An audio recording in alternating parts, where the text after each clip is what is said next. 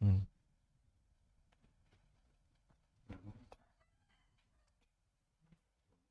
Subhanallah.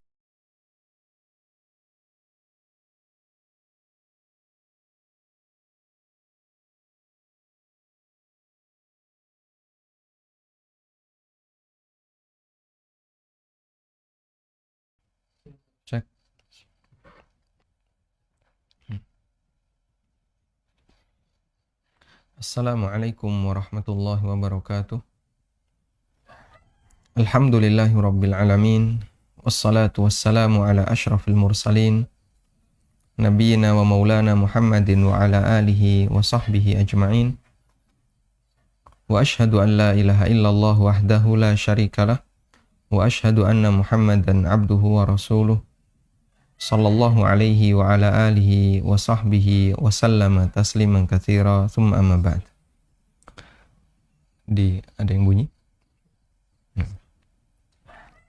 Kita lanjutkan pelajaran kita pasar muslim dan dunia makelar. Insya Allah kita akan bahas tentang larangan menjual di atas harga pasar.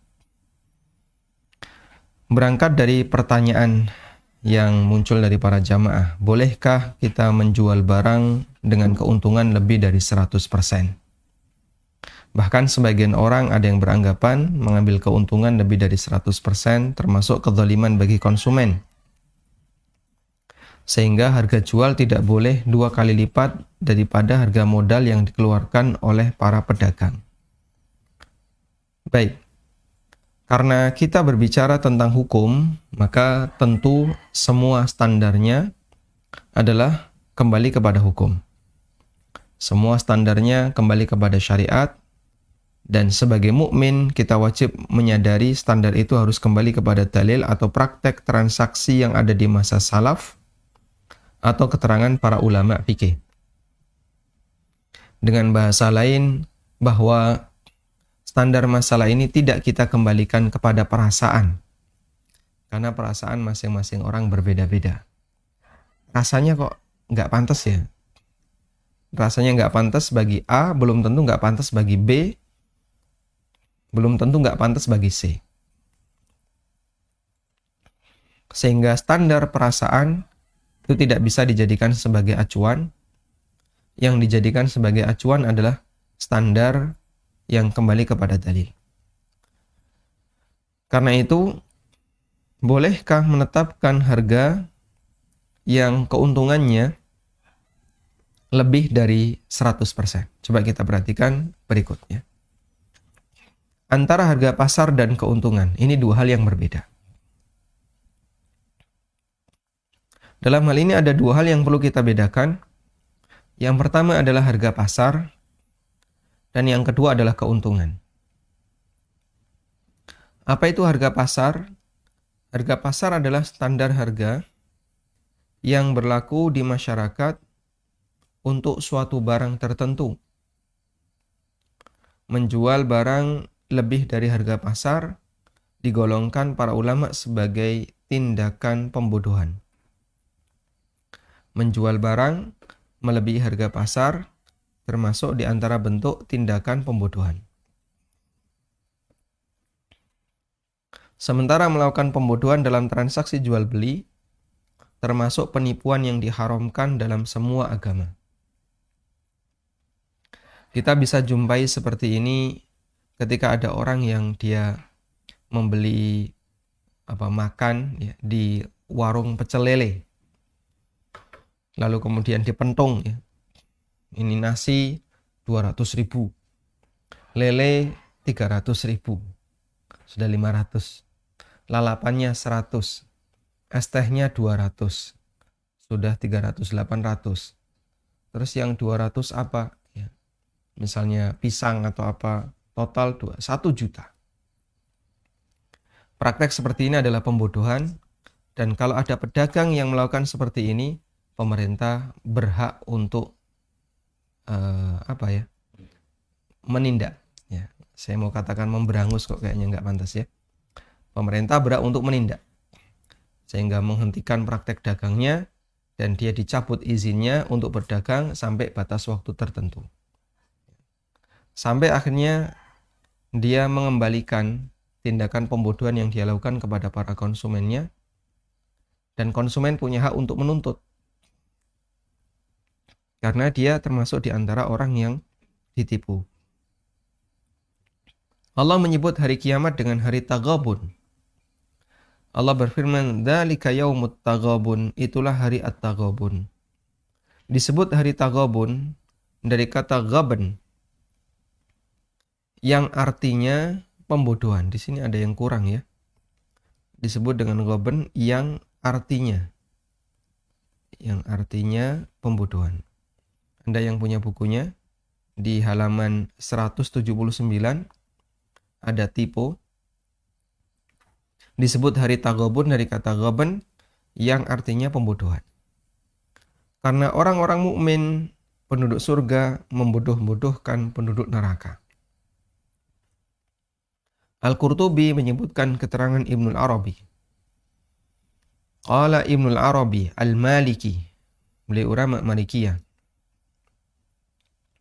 Ada Ibnu Arabi tanpa alif lam dan ada Ibnul Arabi pakai alif lam.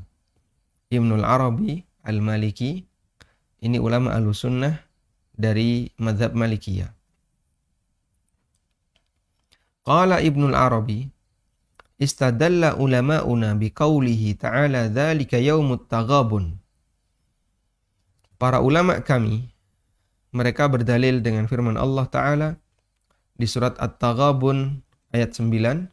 Dzalika yaumut taghabun dijadikan sebagai dalil ala annahu la yajuzu al-ghabnu fil muamalati dunyawiyah. Bahwa ayat ini menunjukkan tidak boleh adanya bentuk ghaban, pembodohan dalam muamalah duniawi. Dalam praktek muamalah duniawi. Lianna Allah Ta'ala khassasa at-taghabun biyaumil qiyamah. Karena Allah Ta'ala mengkhususkan kejadian taghabun dengan hari kiamat. Sehingga hanya ada di hari kiamat bentuk taghabun. Sedangkan di dunia nggak boleh. Nah, karena itu ketika ada orang yang melakukan praktek pembodohan dalam muamalah duniawi, hukumnya dilarang. Pembodohan dalam transaksi ada dua. Di sini saya kasih footnote. Disimpulkan dari keterangan Dr. Ali Muhyiddin Al-Qardaghi dalam bukunya Mabda' Ar-Ridha fil Uqud. Mabda'ur Ridha fil Uqud. Beliau mengatakan, pertama, pembodohan dalam transaksi ada dua. Yang pertama adalah pembodohan ringan yang ditolerir. Ini adalah pendapat mayoritas ulama. Meskipun ada sebagian ulama yang mengatakan bahwa pembodohan tidak ada yang ditoleransi, meskipun sedikit. Pembodohan yang ditoleransi adalah pembodohan yang sifatnya sedikit. Yang kedua, pembodohan yang parah, yang tidak bisa ditolerir. Tidak ada toleransi untuk ini. Yang diistilahkan oleh para ulama dengan al-ghaban al-fahish. Pembodohan parah, al-ghaban al-fahish. Menurut Hanafiyah, Malikiyah, dan sebagian ulama Hambali, transaksi yang mengandung ghaban fahish dibatalkan dan barang dikembalikan. Sehingga uangnya balik, barang dikembalikan. Baik.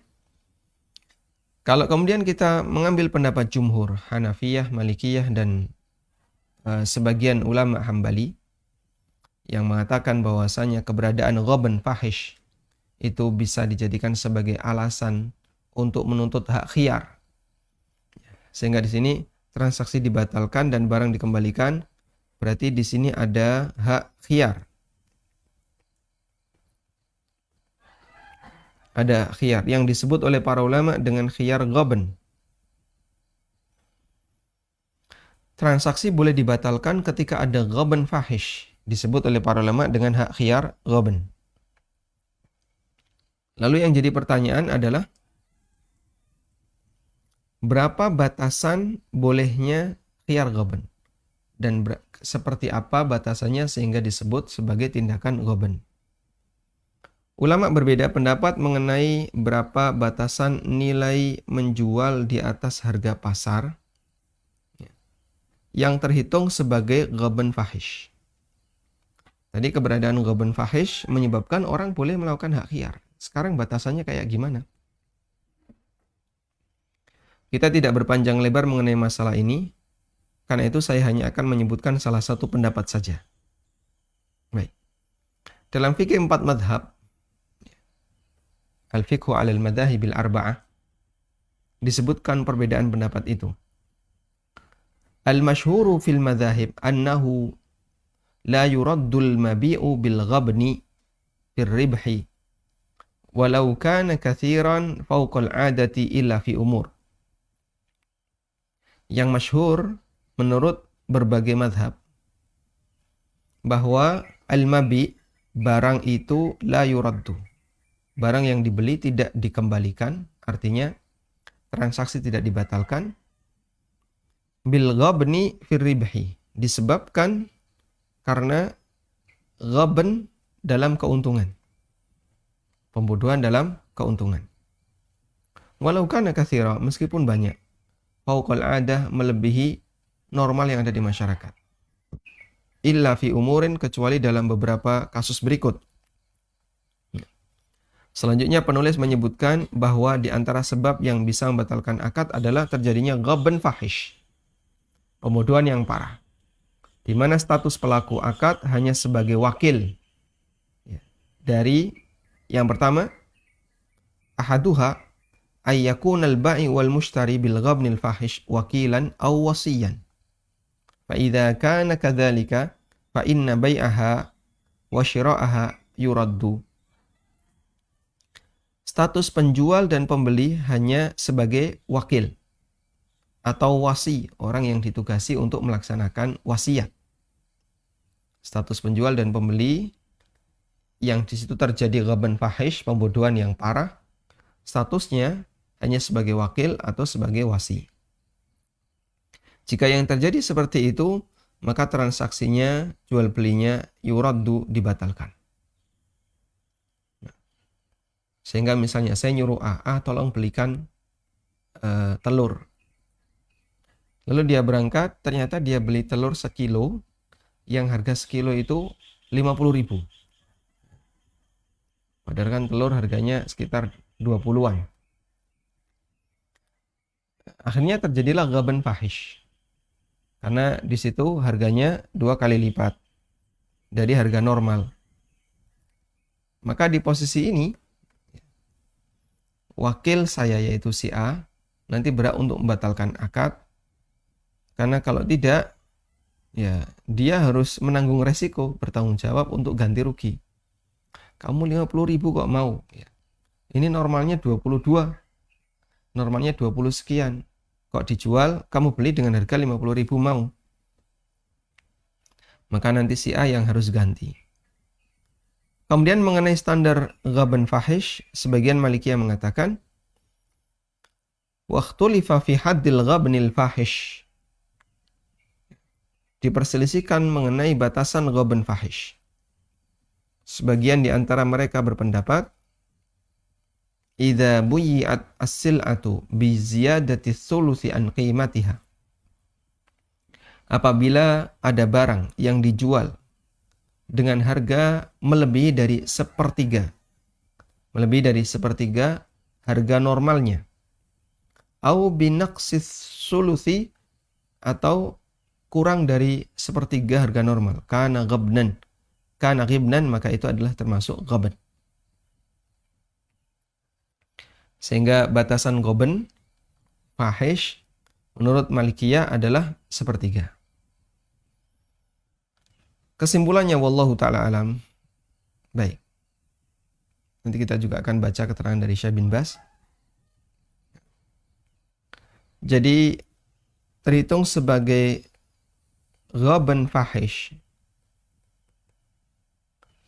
ini karena dalam masalah muamalah maka sebenarnya acuan yang utama adalah urf.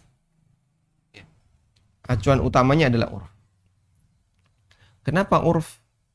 Karena dalam praktek muamalah yang banyak dijadikan sebagai standar adalah bagaimana pandangan masyarakat tentang itu. Masyarakat biasanya nganggapnya gimana? Oh, masyarakat biasanya nganggapnya kayak gini. Berarti itulah urfnya di masyarakat. Baik. Sehingga sebenarnya lebih kembali kepada standar urf.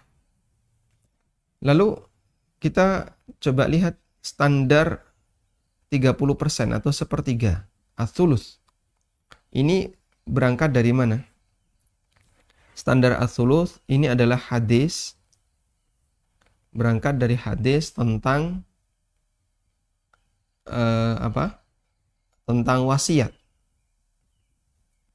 Sa'ad bin Abi Waqqas radhiyallahu anhu, beliau pernah berwasiat ketika sakit, yang sakitnya cukup parah, dan beliau berpikir kayaknya akan meninggal dunia. Dengan kondisi sakit itu, Nabi SAW datang menjenguk. Kemudian Sa'ad menyampaikan, putriku saya punya anak hanya satu orang perempuan. Sa'ad bin Abi Waqqas hanya punya anak seorang perempuan. Hanya punya satu anak perempuan. Dan nanti kalau dia menikah, yang nanggung nafkahnya suaminya. Jadi ngapain harus banyak-banyak harta yang ditinggalkan. Akhirnya Sa'ad bin Abi Waqqas minta kepada Nabi SAW, ya Rasulullah, saya sedekahkan seluruh harta saya dengan wasiat. Nabi SAW melarang, jangan, tidak boleh. Kalau begitu setengahnya, nggak boleh. Ats-tsulus, kalau begitu sepertiganya. Nabi SAW mengatakan, na'am, watsulusu katsir. Boleh, karena sepertiga itu, dan sepertiga itu sudah banyak.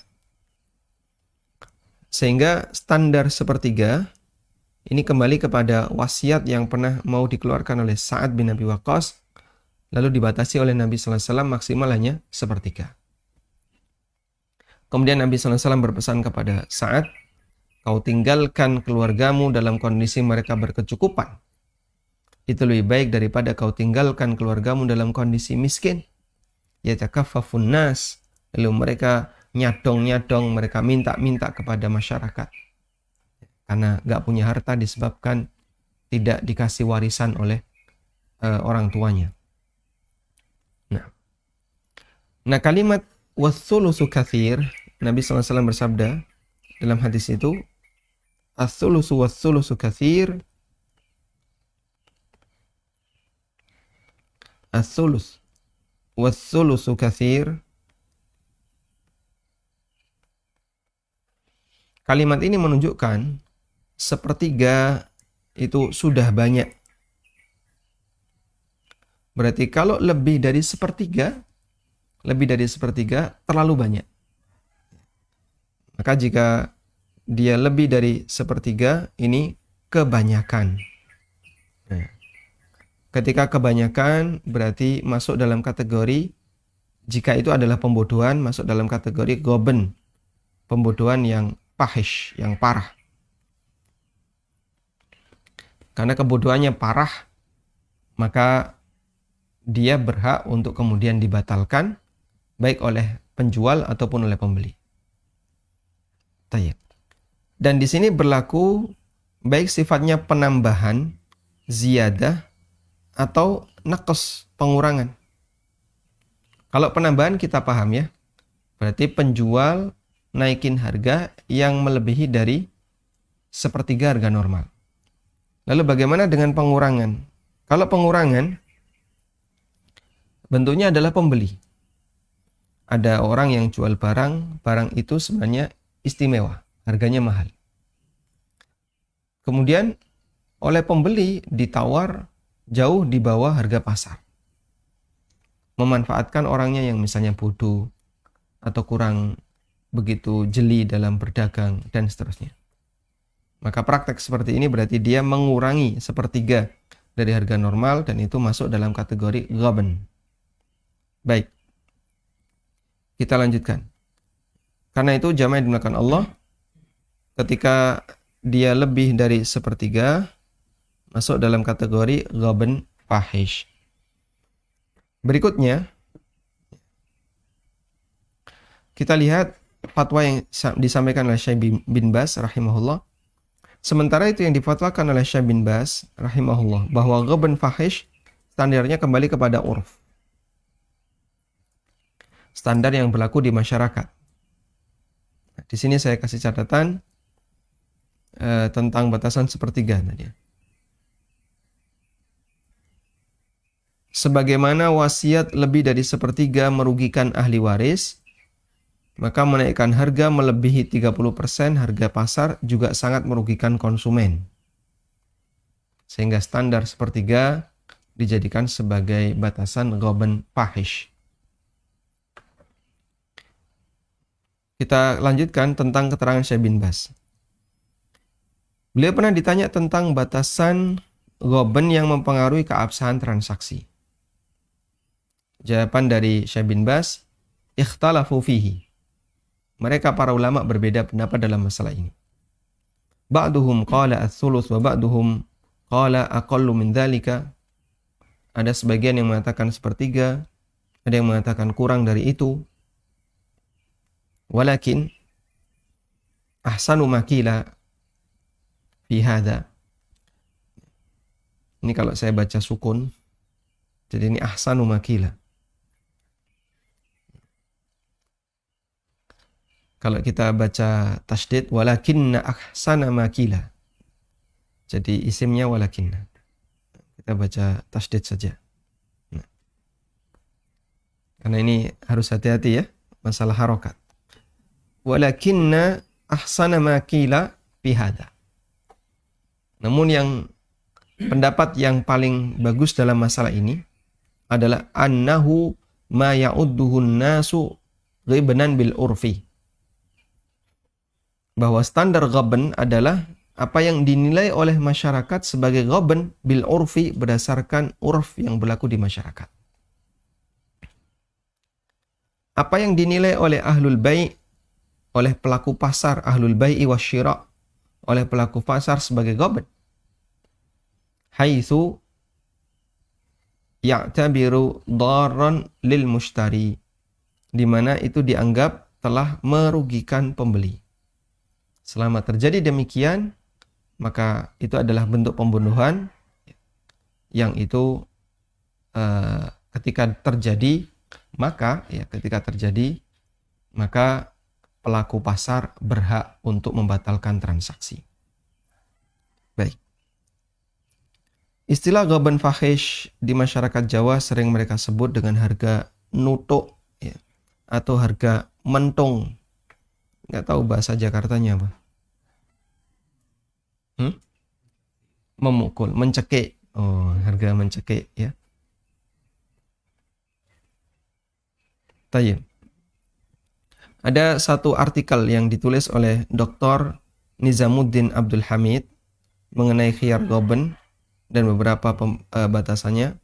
Paper ini menjadi salah satu referensi tulisan ini tentang masalah ghaban fahish.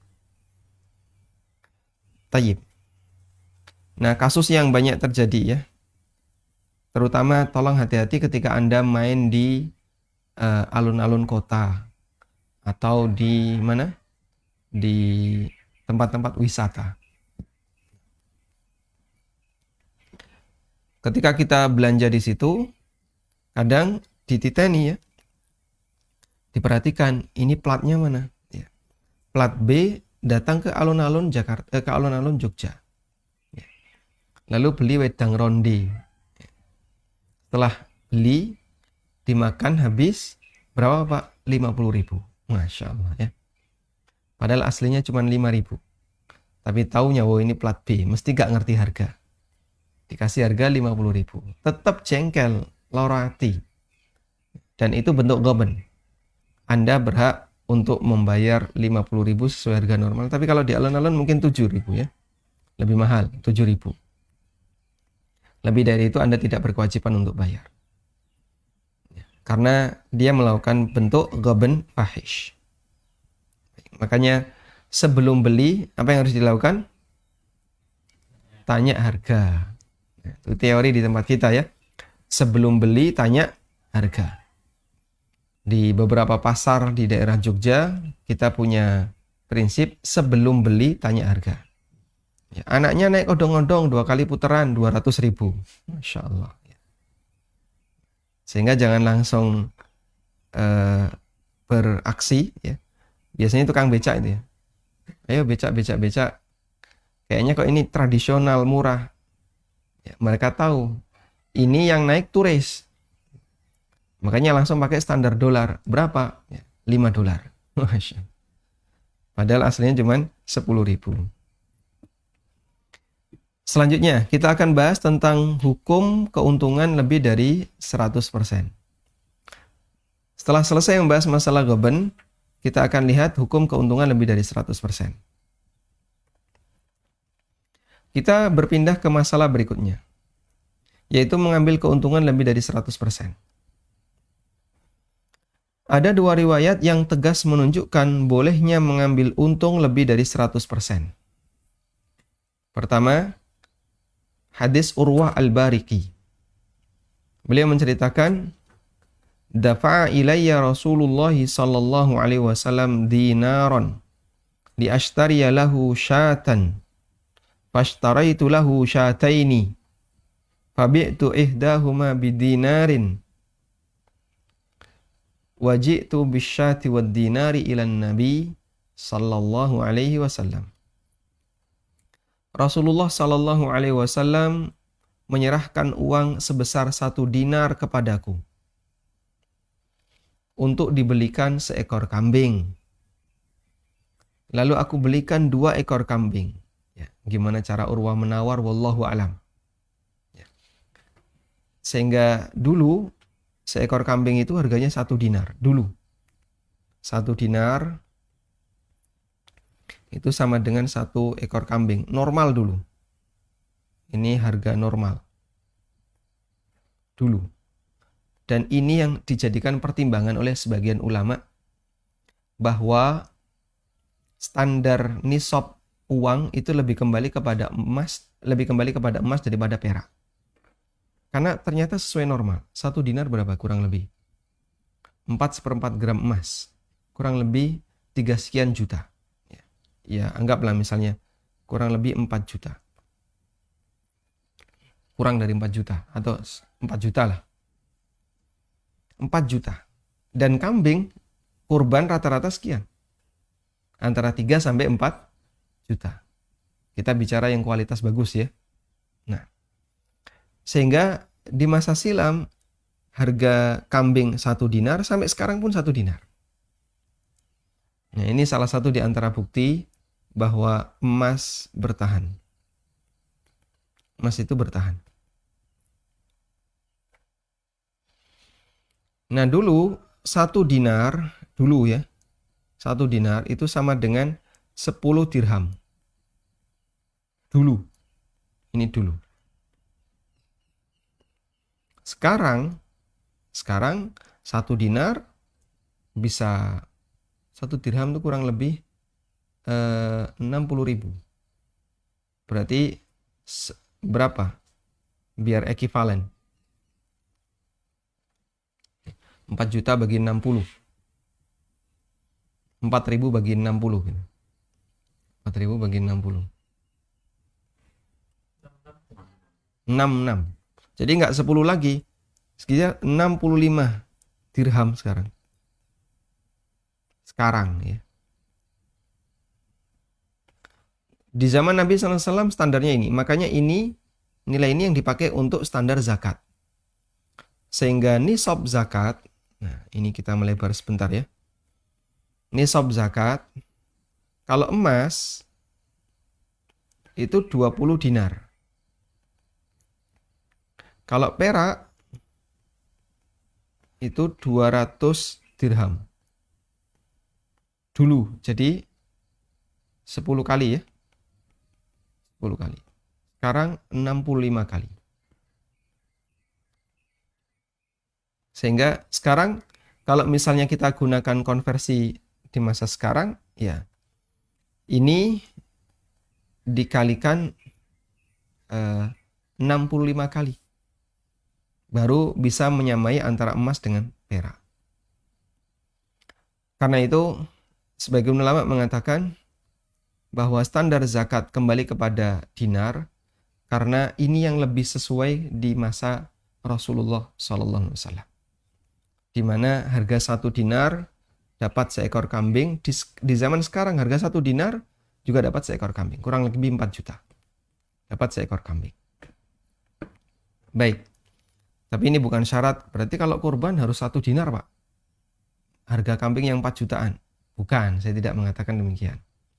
Cuman dulu harga kambing yang bagus ya 1 dinar.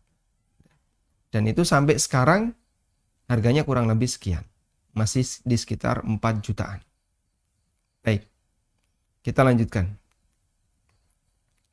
Lalu aku beli dengan 1 dinar tadi 2 ekor kambing. Kemudian aku jual kembali yang salah satunya dengan harga 1 dinar. Kemudian aku balik menghadap Rasulullah SAW dengan membawa seekor kambing dan uang 1 dinar. Sudah? Maka di sini Urwah Al-Bariqi untung berapa persen? Urwah untung 100%. Karena utuh, duitnya utuh dapat kambing dengan harga yang sama dengan duit itu. Kemudian aku pun menceritakan kejadian itu kepada Nabi SAW, lalu beliau mendoakan. Barakallahu laka fi safqati yaminik. Semoga Allah memberkahi transaksi yang dilakukan oleh tanganmu. Ya. Semoga Allah memberkahi transaksimu. Baik.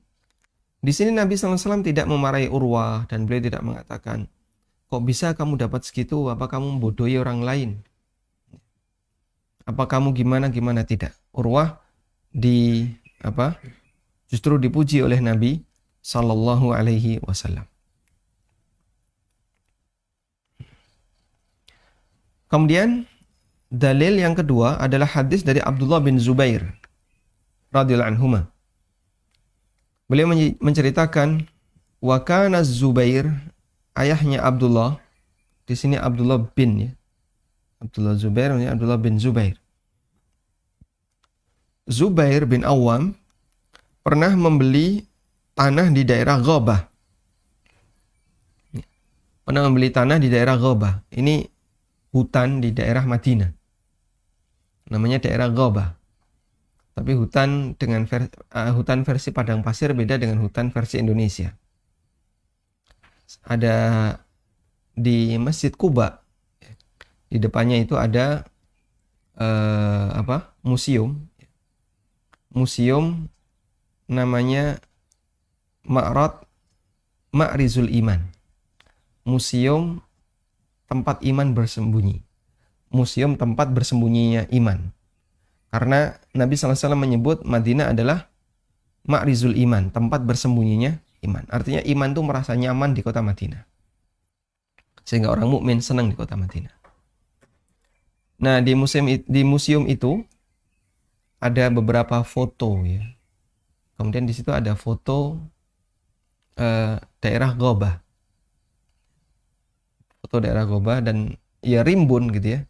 Daerah rimbun, banyak pepohonan tapi pohonnya pendek-pendek, tidak setinggi di tempat kita. Kalau hutan di tempat kita kan pohonnya gede-gede tinggi kayak di Kalimantan atau di Sumatera. Di sana tidak. Ya, cuman rimbunan yang pendek dan itu disebut daerah Ghabah. Harganya bisa ba'ina wa mi'ati alfin. 170.000.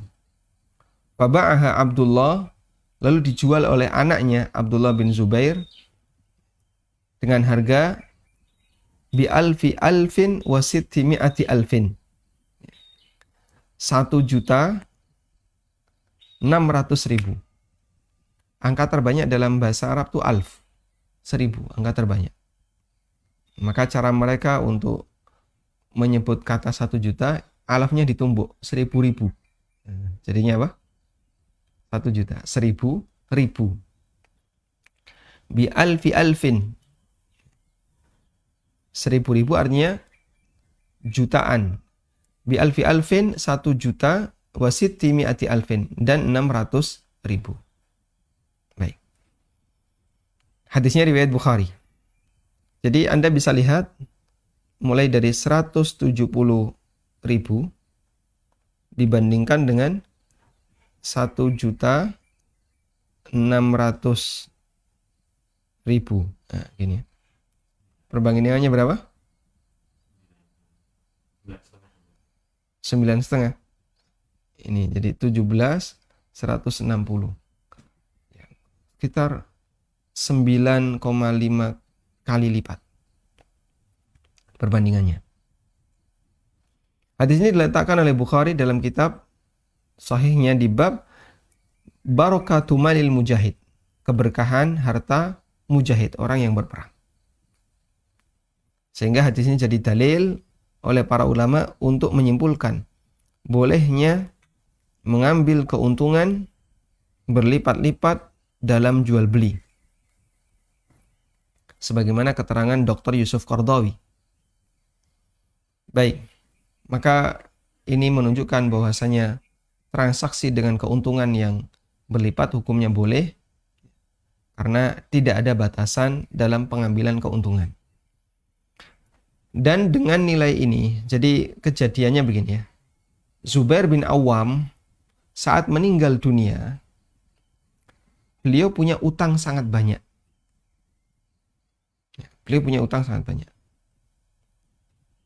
Lalu yang menjadi wali ketika itu adalah Abdullah, putranya. Abdullah bin Zubair. Kemudian Abdullah bin Zubair radhiyallahu anhu, beliau mengumumkan utangnya Zubair itu selama kalau tidak 2 atau 3 musim haji. Saking banyaknya utangnya Zubair bin Awam, dan yang punya piutang itu dari banyak titik, sampai beliau umumkan di 3 musim haji. Sehingga musim haji datang ke Mekah diumumkan siapa yang punya utang, siapa yang punya piutang Zubair kepada Zubair yang belum dilunasi, nanti saya bayar. Sampai 3 tahun.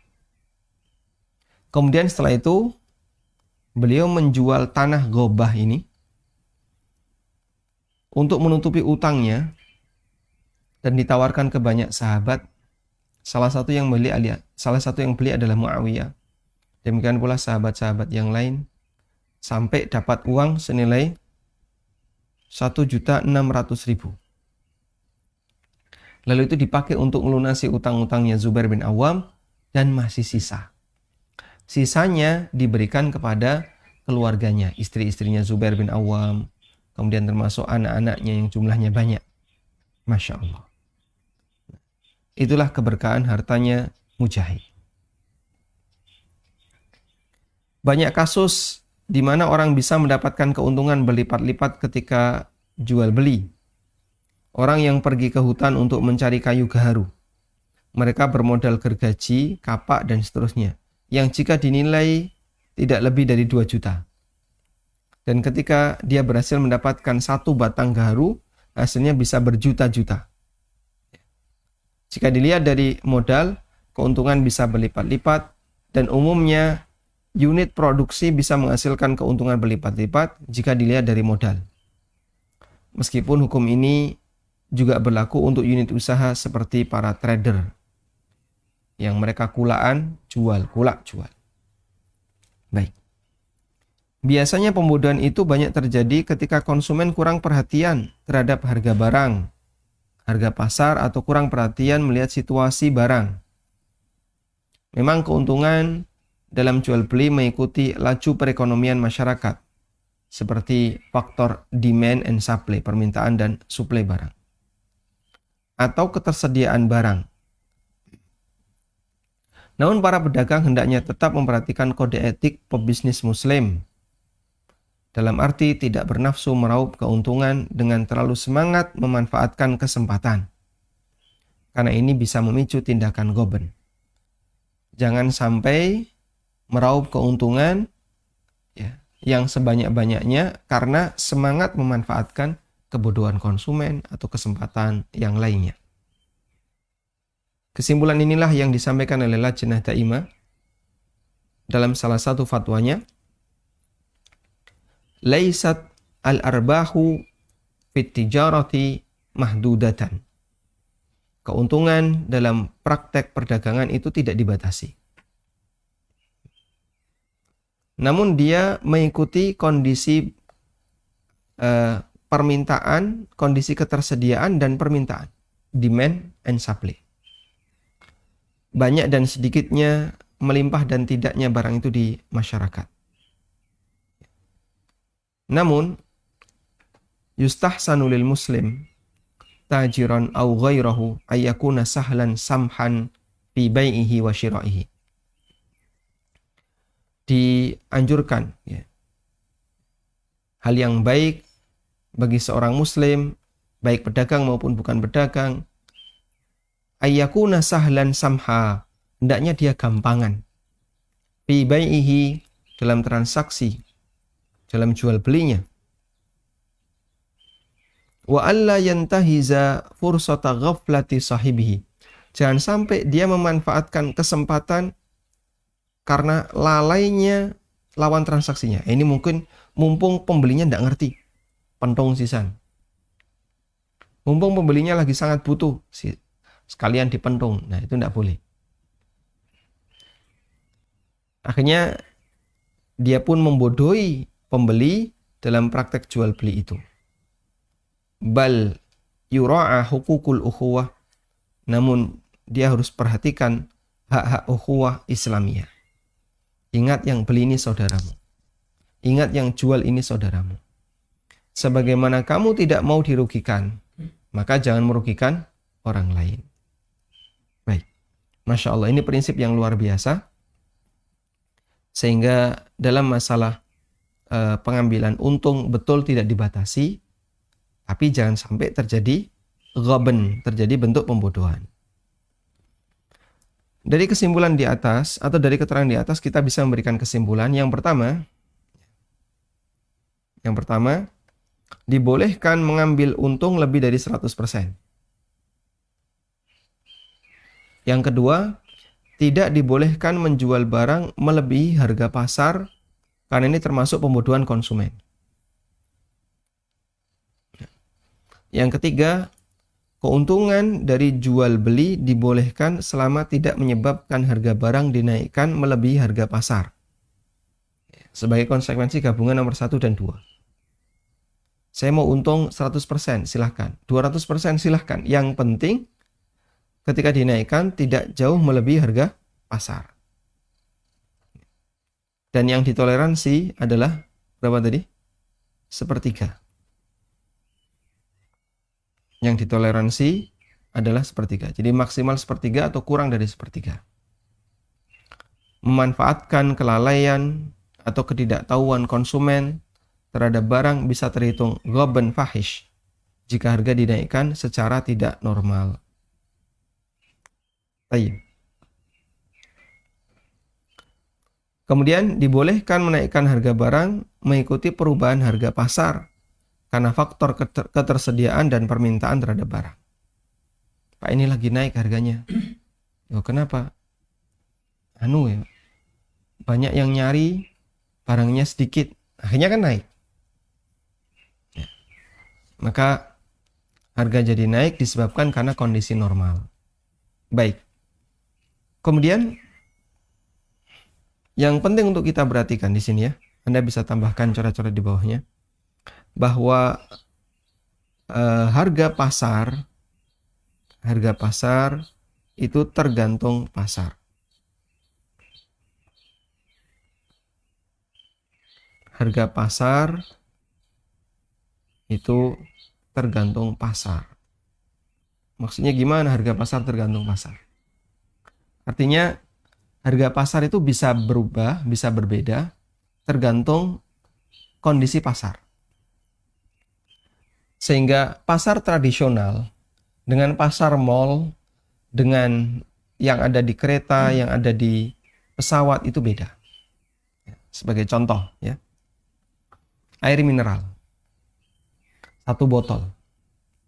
Kalau kita beli di toko kelontong, harganya 2.000 sampai 3.000. Kalau Anda beli di stasiun, harganya 5.000. Kalau Anda beli di bandara, harganya 10.000. Beli di atas pesawat, 25.000. Di dalam kamar hotel, 30.000. Kok beda-beda? Beda-beda antara satu pasar dengan pasar yang lain. Dan itu tidak masuk dalam kategori goben. Ini kok pembodohan ya? Di sana cuma 2,5, di bandara 10.000. Ya bukan pembodohan. Pasar tergantung pasar. Warung kopi ya, satu cangkir. Kalau di pinggir jalan, harganya berapa?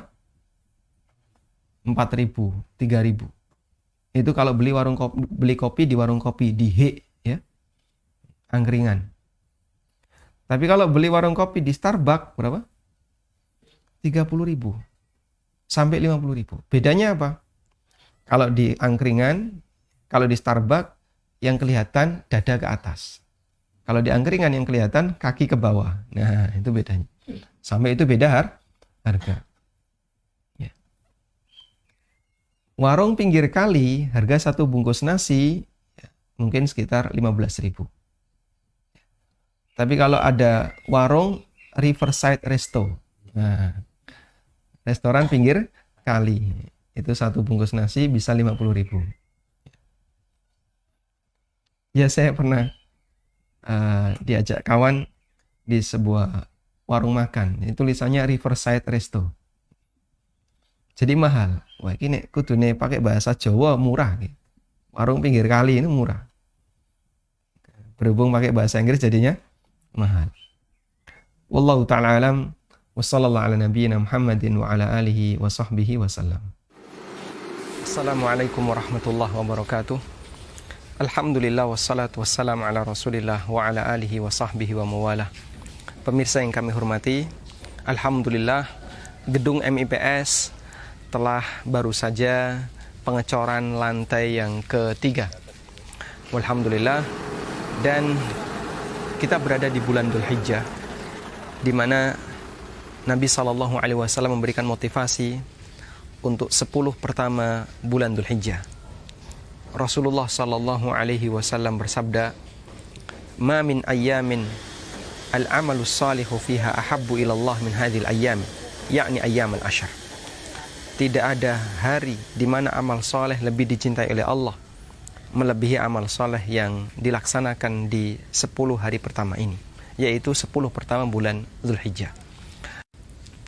Mari kita manfaatkan sebaik mungkin untuk kemudian mendulang pahala di 10 pertama bulan Dzulhijjah, dan salah satunya adalah dengan mengabadikan harta kita dalam bentuk wakaf. Kita masih membuka kesempatan bagi kaum muslimin untuk turut serta dalam penyelesaian pembangunan, karena masih ada satu lantai lagi dan juga penyelesaian pembangunan di lantai 2. Semoga dari amal Bapak Ibu semuanya nanti bisa mempercepat bagi para santri kami dan kaum muslimin untuk bisa memiliki sebuah gedung bagi mereka untuk belajar menghafal Quran, mempelajari ilmu agama, dan mempelajari ilmu-ilmu yang bermanfaat yang lainnya. Semoga Allah Subhanahu wa taala menerima setiap amal yang kita lakukan. Wassallallahu ala nabiyyina Muhammadin wa ala alihi wa sahbihi wasallam. Alhamdulillah. Selanjutnya kami persilahkan bagi Anda yang mau bergabung. Assalamualaikum Ustaz. Waalaikumsalam warahmatullahi. Beberapa barang elektronik ada harga yang direkomendasi pabrik, tapi kenyataannya harga di toko-toko online sangat murah sehingga menimbulkan persaingan kurang sehat.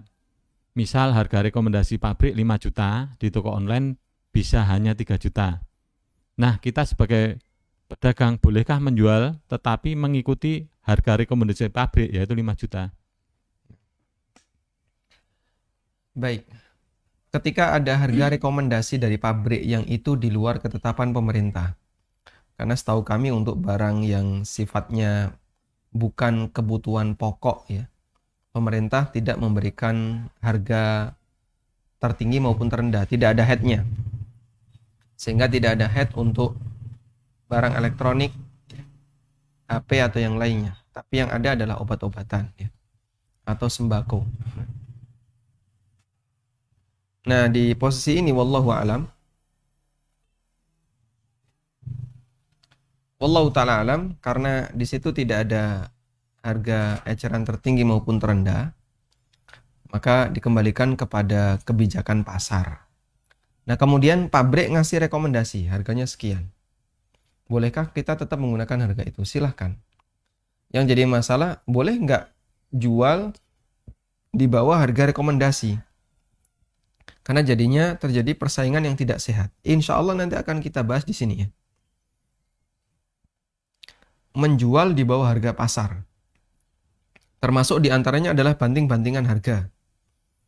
Nah, di bentuk banting-bantingan harga, di situ ada orang yang hukum banting-bantingan harga. Nanti akan kita bahas insya Allah. Ada orang yang menjual barang jauh di bawah harga pasar dengan tujuan biar dia lebih laris. Dengan harapan, mungkin ya sudahlah, yang penting pokoknya balik modal lebih cepat, dia lebih tenang. Daripada harganya agak di atas tapi ternyata nggak seberapa laris. Ada orang yang misalnya jual barang, itu dia jual ke eceran, ke konsumen, sama seperti harga kulaknya. Tujuan dia cuma satu, pengen dapat kerdus. Sehingga dia jual barang itu dengan harga ecer, sama seperti harga kulak, tapi dia kumpulkan kerdusnya jadi banyak. Kerdus itulah yang dia jual. Sehingga dengan harapan adanya kerdus itu, dia dapat untung. Baik. Kembali ke sini. Jadi menjual dengan harga di bawah harga pasar, insya Allah bisa akan kita bahas. Dan kalau Anda tetap menjual sesuai dengan harga yang direkomendasikan, insya Allah tidak masalah. Wallahu a'lam. Silahkan. Ya, Assalamualaikum Ustaz. Waalaikumsalam warahmatullahi wabarakatuh. Ustaz? Nanya ini. Bagaimana hukumnya Ustaz membuat atau menjual lonceng yang digantungkan di leher hewan ternak Ustaz? Di sapi, kerbau, atau kambing? Lonceng yang digantungkan di ternak. Iya, dilancungkan di lehernya Ustaz. Nah, Ya, syukur Ustaz. Jazakallah khair. Assalamualaikum warahmatullahi wabarakatuh. waalaikumsalam warahmatullahi wabarakatuh. Wallahu ta'ala alam, ada satu hadis di mana kita tidak boleh menyimpan lonceng ya. Termasuk di antara mizmar min mazamiri syaitan ya. Termasuk di antara alat musiknya setan. Sehingga ketika itu digantung dan bisa menimbulkan bunyi ya, baik di ternak maupun di depan pintu dan seterusnya, ini tidak diperbolehkan. Karena itu sebagai gantinya boleh hewan itu dikasih kalung tapi yang tidak menimbulkan bunyi, sehingga tidak masuk dalam kategori sebagai alat musik yang ada di binatang itu. Wallahu a'lam. Dan coba nanti saya cari lagi keterangan-keterangan yang lebih jelas tentang masalah ini. Semoga bisa kita sampaikan di pertemuan berikutnya. Assalamualaikum Ustaz. Waalaikumsalam warahmatullahi. Apa hukum menjual barang hobi yang ketika sedang musim harga naik berlipat-lipat?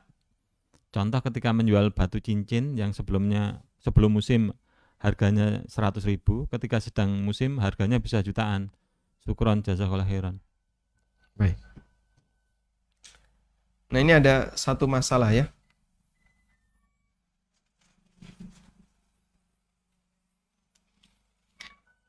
Menjual barang hobi. Tadi kita sampaikan begini, harga pasar itu tergantung pasar. Dan perbedaan antara satu harga pasar di pasar satu dengan pasar yang lain itu tidak termasuk di antara bentuk ghaban selama urfnya memang demikian. Dan ini kembali kepada urf, tradisi dan budaya yang berlaku di masyarakat. Nah sekarang apakah harga pasar juga dipengaruhi oleh hobi? Di masyarakat kita betul, ini dipengaruhi oleh hobi.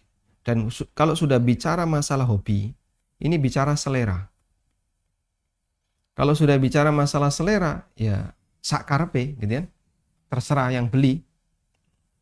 Makanya sampai ada yang membuat teori begini ya, waktu ake itu lagi booming, ya, harga ake itu rumusnya sama dengan saldo saldo pembeli dibagi EQ-nya. Wah, gitu. Katanya demikian ya. Dan ini dihapus saja, ini dihapus ya. Sensitif kayak gini. Baik. Nah, sekarang kalau misalnya ada posisi selera, ini apakah diperbolehkan kemudian ada tinggi, ada rendah, kayak burung gitu kan. Koleksi binatang ternak, binatang piaraan, burung, ikan, kemudian apa lagi? Dan aneka binatang-binatang yang dia kembali kepada selera. Maka yang seperti ini biasanya harganya itu tidak ada harga pasar. Intinya, selama uruf menilai itu bukan termasuk di antara bentuk pembodohan, silahkan. Boleh. Tapi kalau itu bentuk pembodohan, ya, kayak kemarin, ya, janda bolong. Harganya berapa? Wah, bisa sampai jutaan. Terus apa lagi? Lidah mertua. Wah, itu juga mahal, ya. Ya mahal loh lidah mertua. Nah, ini kayak gini berdasarkan tren. Nah, kalau sudah tren, itu kembali kepada selera. Ya intinya selama tidak sampai pada tingkatan ghoben. Selama tidak sampai pada tingkatan ghoben yang fahish, pembodohan yang parah, insya Allah diperbolehkan. Ada orang yang punya burung, kecil burungnya ya. Tapi mahal, ini berapa? 40 juta. Kok mahal sekali? Yang dilihat itu bukan burungnya, suaranya. Wah, suaranya bagus, suaranya merdu, dan burungnya kendel pemberani sehingga tidak penakut. Ya. Maka dia nilainya mahal sebab kembali kepada selera. Intinya, selama itu tidak masuk dalam kategori ghaban fahish, diperbolehkan. Wallahu a'lam. Silahkan. Waalaikumsalam warahmatullahi wabarakatuh. Semoga Ustadz dan tim ANB dan kaum muslimin selalu dalam lindungan Allah Subhanahu wa taala. Amin. Barakallahu fiik wa laka bimithlin. Akan tentang kurban Ustadz. Saya kan kurban di masjid jauh dari rumah. Maksudnya kalau yang dekat rumah ini maksudnya ininya apa sih? Kentalin maksudnya nggak nyunah gitu. Nah terus ini agak jauhan, jadi kalau misalkan kurban itu tetangga nggak pernah dapat gitu loh Ustaz. Apakah kurbannya sah? Maksudnya kita kurban tetangga nggak pernah dikasih gitu. Dan yang kedua Ustaz, saya kan seorang ibu punya anak 2 dan semuanya perempuan. Qadarullah di saat anak yang gede masih SMA kelas 3 dan yang kecil kelas 6 pisah dengan suami karena emang nggak begitu paham agama, suami nggak mau belajar juga sih emang. Dan yang gedenya saya kuliahin, tapi yang kecil ini nggak saya kuliahin karena emang anaknya agak susah dibilangin gitu loh Ustaz. Dan biar nggak terlalu bercampur baur sama cowok cewek. Apakah antaranya saya termasuk orang yang nggak adil, yang zalim sama anak? Kita Ustaz. Syukran jazakallah khairan. Assalamualaikum warahmatullahi wabarakatuh. Waalaikumsalam warahmatullahi wabarakatuh. Nah, bukan syarat untuk bersahnya kurban adalah harus memberikan sebagian ke tetangga. Tapi yang menjadi syarat, yang menjadi kewajiban, bukan syarat ya. Kewajiban bagi orang yang berkurban adalah harus ada sebagian dari hasil kurban itu yang disedekahkan. Jadi hasil kurban yang sesuai sunnah itu ada yang dimakan sebagian untuk pribadi, dan yang kedua disedekahkan. Yang jadi acuan bagian ini, yang disedekahkan. Ada satu yang ketiga adalah dihadiahkan. Bedanya apa antara sedekah dengan hadiah? Kalau ini kepada orang yang lebih kaya dibandingkan kita, secara ekonomi lebih mapan, dia berpenghasilan, bahkan dia pejabat, boleh dikasih hadiah berupa hasil kurban. Kalau sedekah kepada orang yang secara status sosial lebih rendah, orang yang lebih miskin, dan seterusnya. Baik, hasil kurban boleh dimakan, boleh disedekahkan, boleh dihadiahkan. Nah, yang dijadikan acuan oleh para ulama adalah yang nomor 2. Harus ada sebagian yang disedekahkan. Kalau tidak ada yang disedekahkan, maka sebagian menilai kurbannya batal. Sebagian menilai kurbannya batal jika tidak ada yang disedekahkan. Misalnya semuanya dimakan sendiri semuanya. Atau disimpan semua. Ya, tidak ada yang disedekahkan. Tidak boleh. Harus ada sebagian yang disedekahkan. Baik, ini penting ya. Nah, kemudian kalimat disedekahkan ini tidak harus disedekahkan ke tetangga.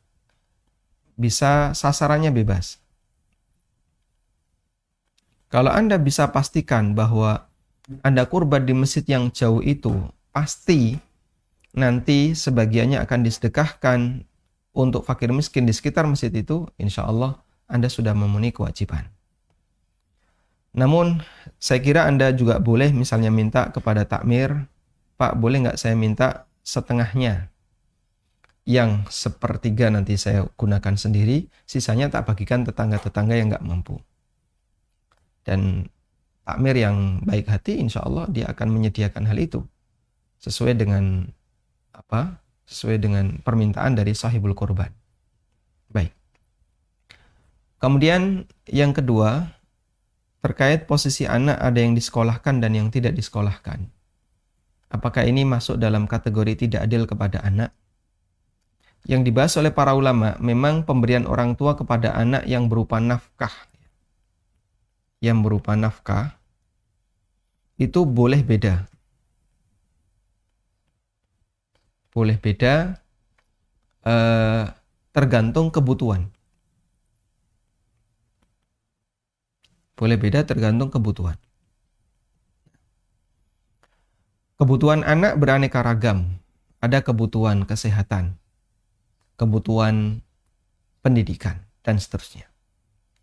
Maka anak yang kurang sehat, sakit misalnya, kalau dia sering keluar masuk rumah sakit, tentu akan menghabiskan biaya lebih banyak dibandingkan anak yang sehat walafiat. Yang satu, dikasih makan apapun doyan, ya. Dan nggak pernah sakit, jarang sekali sakit.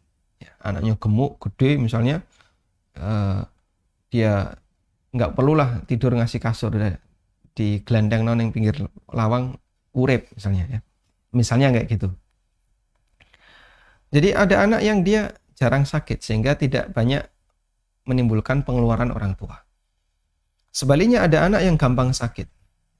Akhirnya gampang keluar masuk rumah sakit dan itu bisa menyebabkan pengeluaran lebih banyak. Ada perbedaan di situ, diperbolehkan karena memenuhi kebutuhan. Dan juga dibahas oleh para ulama, bagian dari kebutuhan ini adalah pendidikan. Ada sebagian anak yang dia lebih menekuni pendidikan. Senang mondok, senang belajar, otomatis dia malah butuh biaya. Nah, untuk anak jenis yang seperti ini, maka dia boleh dikasih lebih banyak, lebih besar. Kenapa? Dia mau mondok. Kamu kalau mondok tak kasih yang sama. Ya. Sehingga anak pertama dengan anak yang kedua pertimbangannya adalah apakah anak ini butuh pendidikan yang sama ataukah tidak. Yang satu senang belajar, ya. sehingga butuh biaya yang lebih banyak, maka dibiayai. Yang satu nggak suka belajar, disuruh belajar malah milih dagang misalnya, maka karena tidak belajar ya tidak dibiayai. Insya Allah itu tidak masalah, karena itu masuk dalam kategori nafkah. Lain halnya ya, kalau dua-duanya punya semangat yang sama, punya kemampuan yang sama, tapi pilih kasih orang tua. Saya maunya yang ini aja, yang kuliah, yang ini nggak usah. Loh kenapa? Kamu nggak cakep, yang ini lebih cakep. Wah jangan. Kayak gitu sensitif, bisa menimbulkan kekacauan di tengah keluarga. Sehingga pertimbangannya adalah pertimbangan kebutuhan, bukan pertimbangan yang lain. Wallahu ta'ala alam, wa sallallahu ala nabiyyina Muhammadin wa ala alihi wa sahbihi wa sallam, wa akhiru da'wana anil hamdulillahi rabbil alamin. Subhanakallahumma wa bihamdika asyhadu an la ilaha illa anta astaghfiruka wa atubu ilaik. Wassalamualaikum warahmatullahi wabarakatuh.